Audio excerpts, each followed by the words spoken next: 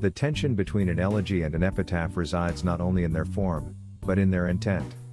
One pours out mourning, the other preserves memory. Yet, both strive against time's erasure. Why do we write to the dead, and what does that writing say about us? At first glance, elegy and epitaph may seem interchangeable, both tethered to death and remembrance. But these literary forms carry distinct purposes, histories, and emotional depths. The elegy is a reflective, lyrical poem that mourns the loss of someone dearly departed. Rooted in lamentation, it often navigates the journey from grief to consolation. From Milton's Lycidas to W. H. Auden's Funeral Blues, elegies cry out into the silence left behind, inviting the living to bear witness to sorrow. In contrast, an epitaph is concise, often epigrammatic, etched onto tombstones or memorials. It declares a life in miniature. "Here lies one whose name was writ in water," inscribed on Keats's gravestone, is perhaps the most famous example of an epitaph blending humility, irony, and poetic identity. While the elegy flows, the epitaph is fixed. One speaks from the heart, the other speaks from stone. The difference, then, is not just structural but philosophical. Elegy engages in an ongoing dialogue with death, seeking to process emotion and loss.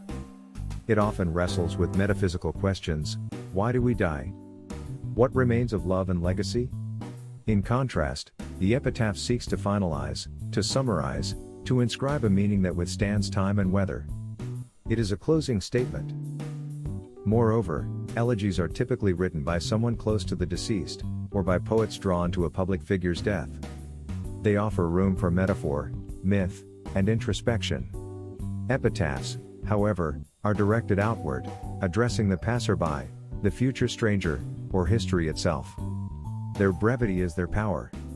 Their permanence, their risk. The two also diverge in audience engagement.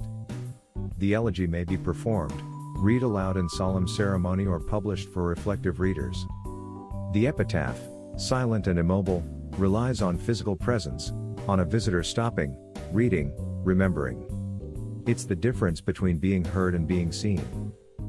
As we engage with poetry or visit cemeteries, we become part of a cultural ritual, giving shape to grief, lending words to silence. Whether elegy or epitaph, these forms remind us that death does not quiet the human voice, it amplifies our need to be remembered.